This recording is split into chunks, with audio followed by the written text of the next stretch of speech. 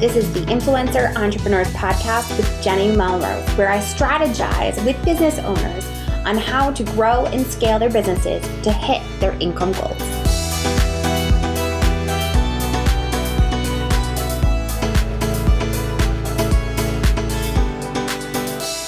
This is episode 281 of the Influencer Entrepreneurs Podcast with Jenny Melrose. Today, I'm speaking with Aubree Malick, and we're talking about how to grow on TikTok fast and impact your business by being able to monetize it, right? We're not just worrying about our following number going viral and it not being relevant. Instead, we're going to actually see how it can impact our business. And Aubree is here sharing how it not only impacted her podcast, but it also impacted her email subscribers. She gained 50,000 email subscribers. You're going to hear at the end of the podcast that I actually am flabbergasted. I couldn't even think straight when I heard her say 50,000. And for the first time ever on this podcast, you're going to hear me not knowing what to say. All right, you guys, let's dive in. Hi, Aubree. How are you? I am great, Jenny. Thanks so much for having me today. I'm super excited to chat with you. Of course. I'm excited about this conversation too. Before we jump into, and people have already seen the title, they know we're talking about TikTok. I would like you to actually introduce yourself and your business to my audience. Yeah, absolutely. So I know you and I have that connection in being our previous life was in education. So that's my background. That's where I come from. I was an elementary teacher and really wanted to find a way to be at home with my boys. That was just like number one. I didn't really go into it thinking that this is where I would be 3 years later. I just knew that I had to bring in some income and landed on being a virtual assistant because I figured that it was a really great way to bring in income. I could create my own schedule, all the things. And I had tried some other stuff that just didn't really work for me. And got to a point in my business where it was going great, but I realized that I missed that teaching aspect of what I was doing previously, but knew I didn't want it to go back to a traditional type of job. So I really started shifting into how can I incorporate my love for teaching and helping others and my business. And that's really where I decided to start helping other moms and teachers who wanted that freedom and flexibility, wanted to be able to support their family, but be at home as well, and started coaching them on how to start their own business and grow it and scale it so that they could really replace their income. And I like to call it, full-time income on part-time hours as a virtual assistant. So that's kind of my journey. And honestly, that's the fastest that I've ever told my story. I try to remind myself every time I do a podcast interview, it's like, cut your story down, Aubree, because I could sit here and tell you all the ins and outs of all the ups and downs of what happened, but I want to keep it nice and sweet and short and to the point. Yes. So I already said, of course, that we're going to talk about TikTok. And I told you before we got on that I was definitely going to admit this, that you had reached out and pitched me on this. And in your pitch, which I, of course, love when I get pitched, especially when it's relevant and it's a good fit for my audience. But you said in your pitch that your podcast has grown substantially because of TikTok. And I read it and I was like, I don't think so. I don't believe her. So I went and I looked at your podcast to see if I could notice anything. And I looked at the reviews and you have hundreds of reviews. And almost all of them, especially the most recent ones, all mentioned the fact that they found you on TikTok, which blew my mind because I think that that's what we're looking for. We're looking for that connection between TikTok and how can we actually make money with it and it be resulting in income for us. I kind of already answered this. How were most people finding your podcast before TikTok, do you feel? Yeah, I mean, probably on Instagram, probably from within my community, maybe from doing a search within any of the podcast platforms, which still happens, searching work from home, searching virtual assistant type things. But yeah, it was growing steadily, like month over month, we were seeing an increase, but it really wasn't having that big jump that I wanted to. And that's where I really decided, this was back in February of 2021. I decided I need to switch something up here. I was feeling a little down and out about Instagram and where my growth was happening there, and just feeling a little lackluster about my marketing. I knew that I needed to just try something different. And I had been on TikTok since the beginning of the pandemic, just as a consumer. So I would say about like 8 months of just being on there, something to pass the time when we're at home. Not that I didn't have plenty of things to fill my time, but everybody downloaded that app and it's like, okay, let's go see what this is all about. And I just really loved the format of it. I was having fun being on the app, and I was like, why not? Why not just try this? And I went into it saying, I'm just going to give it 30 days and I'm going to view it like an experiment. We're going to try it. If it works, great. If not, lesson learned. And I had fun while I was doing it, and I learned some new tricks, and I pushed myself outside of my comfort zone and gained some confidence being on camera. And we're just going to go with it. And I think it was day like 28. And I was like, all right, I've had about enough of this. Like, I've given it my all. And that's when things started to really take off for me. But it was, being consistent, and it was actually putting that strategy in place. So yeah, now it's completely different where people find me from. And now, like, where I tell people to go and find me too is really different too. Cause usually that question that you get asked at the end is, oh, where can people connect with you? And I used to just say Instagram, my website. And now I tell people TikTok. Yes. So good. So what percentage would you say is coming from TikTok now as far as your podcast? I would say probably around 80% of people find me from TikTok, but that's being strategic about it with my TikTok too. So if I'm on TikTok and I'm just posting content and I'm not telling them about my podcast, sure, people could take that extra step and go search for me, go look to see what I have to offer. You're going to have those people who will do that, who are like really interested in what you're doing and say, oh, okay, like I want to learn more about her. I want to see what she has. But I also have to be strategic and letting people know, hey, if you want to learn more about this, or you want me to go more in depth on this, I just did a podcast episode. So really being strategic and letting them know that and bringing that up consistently too. It's not like I can just mention it once and all these podcasts, new listeners and downloads will happen. I have to keep letting people know, hey, there's another resource. There's another place that you can connect with me. If you're liking what I'm doing here, I go in more in depth on this. There's a longer form video on this. Because with TikTok, there's, you can only, right now, they're actually starting to introduce 10-minute videos. I don't have that feature yet, but right now the longest length of a video that I can do is 3 minutes. But again, too, that's really not, I would say for the past year, it's not what TikTok has been pushing. They've been pushing those shorter form content videos. So I can't possibly go into a topic in depth. And so that's where I can also lead into my podcast and let them know, but letting them know, hey, I have this. Hey, there's more free resources for you. Hey, if you want more in depth, definitely go check out my podcast, and constantly bringing that up. Yes. So smart. Always having a call to action. I love it. So how do we grow on TikTok fast? So I will tell you this, it was a consistency thing for me. I would say things were picking up. I mean, month over month, I was seeing growth. There were definitely some months where the growth was a lot higher, but really I would say that it boils down to three things. And the main thing right now is going to be consistency. So if you really do want to grow on TikTok, you have to be on that platform. You have to be putting out content consistently so that people start to know that, hey, I can expect new stuff from her. I'm going to learn more about this. She's going to provide me with value so that you can get that follow and you can get that buy-in. So that's the main thing. It's not, I would say that there's definitely been times where I've posted a video, it's gone viral, and I've gained 60,000 followers in a span of a couple of days. So that's definitely happened, but it wasn't, the first video that I posted. And oftentimes it's not the video that you think you'll post that will actually take off.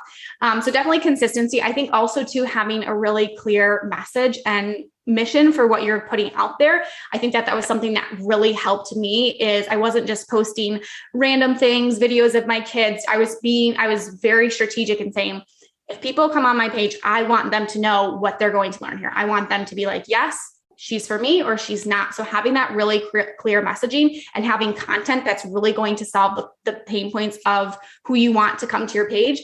And then also offering different types of videos and playing around with different types of things. So I like to make sure that my content is doing one of three things, which I'm sure you've talked about, Jenny, too, on your podcast with all different types of content, but educating people, entertaining people, and also inspiring people too. So I like to have a little bit of both, because that's also me too. Like I definitely am in the place where I'm educating people and informing them about what I do and how they can get started in the online space.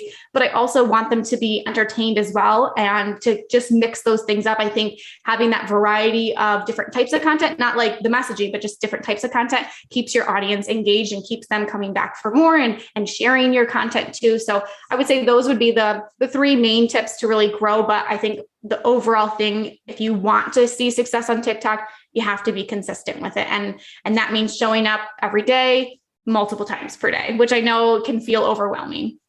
Yes. So how are you growing on TikTok while also making it worthwhile for your business growth? Because you said something important, that you're not just randomly throwing up content that isn't related to your business, to what it is that you do, training others to be able to be a virtual assistant.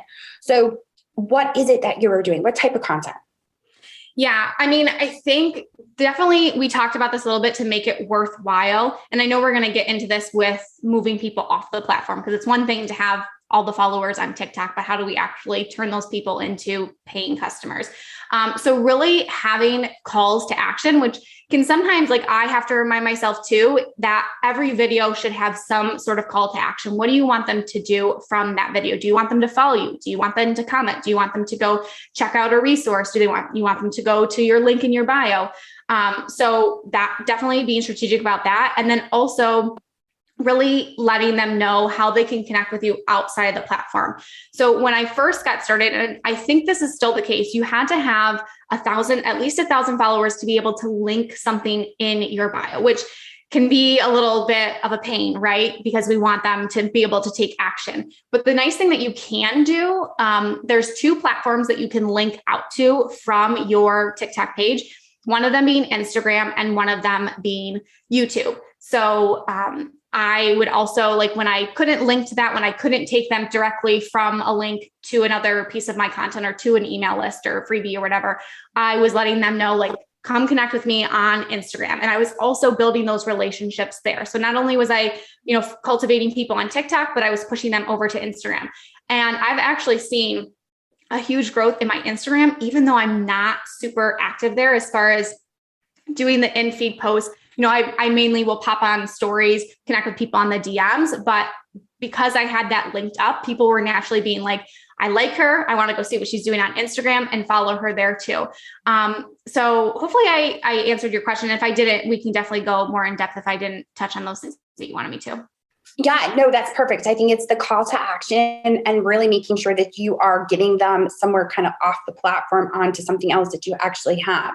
So let's talk a little bit about the content that you're creating then. How do you create content for TikTok that doesn't overwhelm you? Because of course, everyone's like, not another platform. We've been hearing this since TikTok came out. And I think even for me, I'm thinking, okay, well, when I do reels, I'm doing trends. I'm doing things that I'm relating it to my business. Are you doing something similar on TikTok, or what type of content are you creating?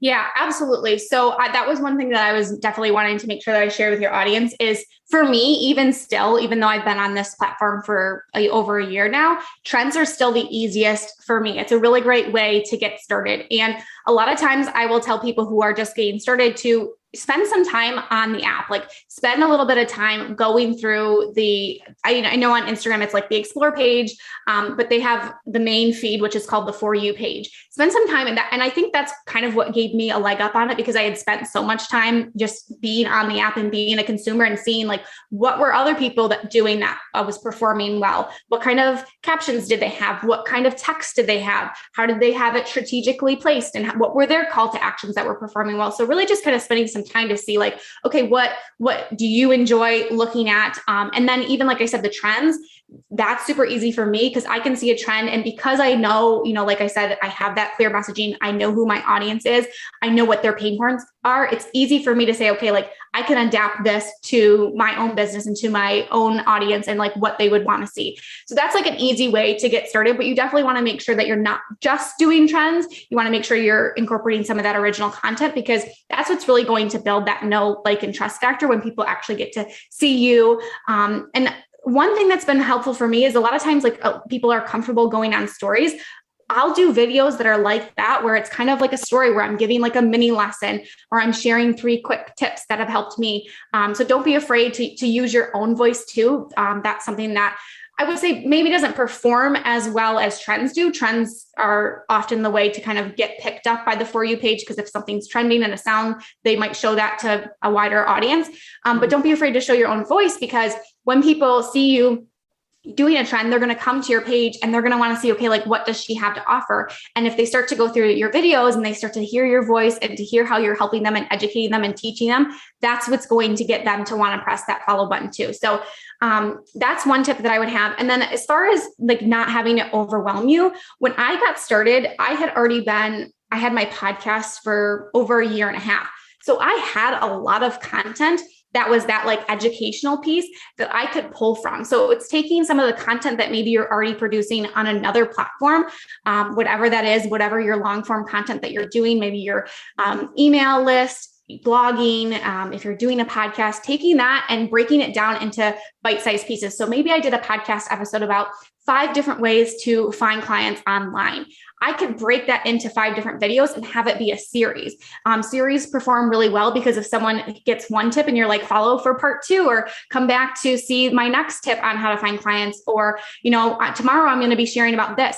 Then that gets people to want to, again, come to your page, follow you. So taking that content that you already have, breaking it down into smaller bite-sized pieces. Because again, this is short form content. This is not something that is a 20, 25-minute podcast episode. So how can you take content that you've already created, break it down into those smaller pieces so that it makes it, and then just get behind the computer. And like I said, start where you feel comfortable. If it's doing a trend that's easy for you to do, where you don't have to think about what am I going to say, or what should this be? Like you can just, if you're already comfortable doing that on Reels, that's a really great place to start. And then you can start to add those other layers of different types of content, different styles of things.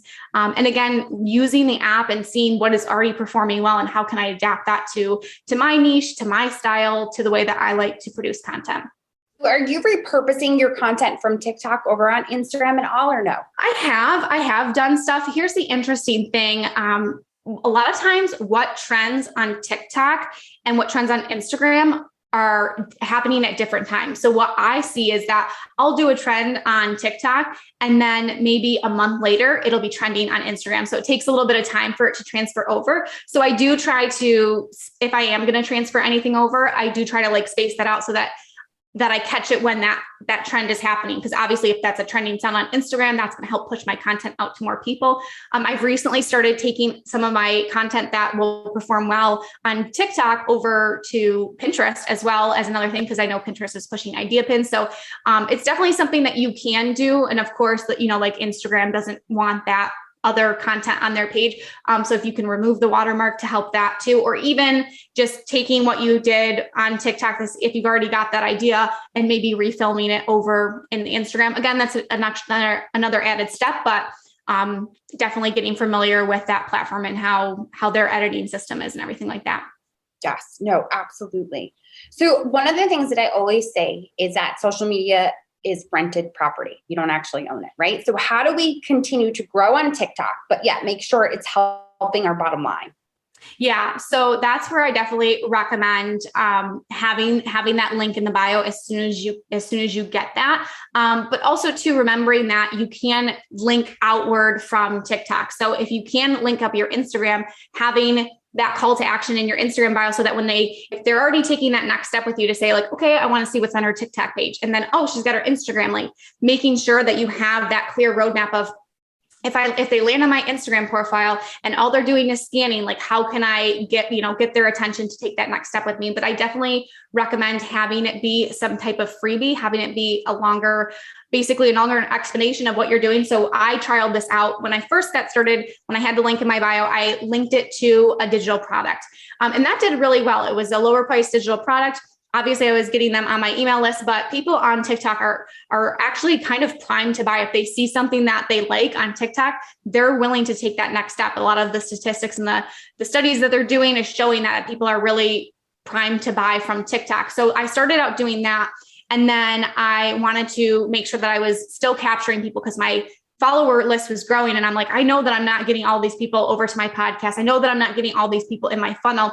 So I had a freebie. I kind of took a lot of the questions that I saw that I was getting asked over and over again in my comments, and said, how can I take these main questions that people are asking that they really want to know? Like those are those first couple questions that they ask. How can I give them that little taste of it in a freebie? So I created a free video training, and that's what's linked up in my bio now. And my email list has grown 50,000 email list subscribers from linking it up. And that's where a majority of the signups for my email list come from, is from that link in my TikTok bio. So really making sure that you have a solid freebie to get them and make them want to actually put their email list in, or their email is in.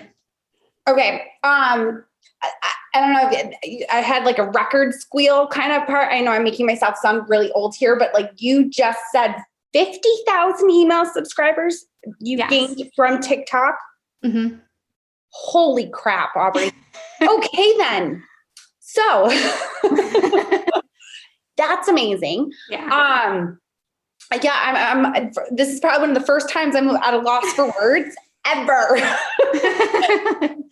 Wow, that is amazing. Yes, no, totally agree that it should be an opt-in, something free that they can get on there so you can continue to grow your list. Holy moly, I still can't get over the number. Yeah. All right. And I should also say, let me kind of walk you through this too, because like I said, I was linking right to that digital product, and then over the course of the last year, it changed from just being a digital product to being a more like comprehensive course. And so as that changed, we changed the price, and I was like, okay, I probably have to warm people up just a little bit more. Like if they're first finding my page, they haven't been following for a while. So how do I build that know, like, and trust? So that's when I created that video training to really get more into like who I am, my story, how I got started, and all of those like beginner questions to give them that taste of like, here's what a virtual assistant is, and here's what it looks like, and here are some services that you can offer. And then at the end of that free training, I pitch my course that I have. I'd give them a coupon code to grab that if they want to. And that's where the conversions really started to happen. So I was really grabbing people from that free training and converting them into paying customers from that, from my TikTok page. Yes, as part of the funnel. No, that makes total sense. And I just love that that's a very large number for TikTok, where you wouldn't necessarily think that an audience is going to learn educational material normally. When I think TikTok, I think the dance moves and the trends and going to just kind of like not have to think and be educated, but more inspired and entertained. It's kind of what always comes to mind when I think of TikTok.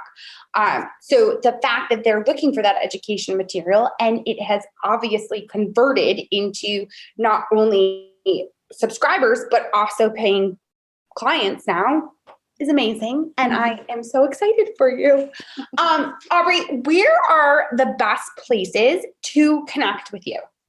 Yeah, absolutely. So of course you can come check out my TikTok. I would feel like if you're looking to get started, you can scroll back to the beginning too. Some of my first couple of videos are not that great. I've evolved over time, but that's a good place for you to obviously see what I'm doing, but to connect with me to learn more. And of course, like I'm on all the platforms. I'm on Instagram. I love to connect in the DMs. That's one thing I will say about TikTok. I don't use their messaging system because I don't like it.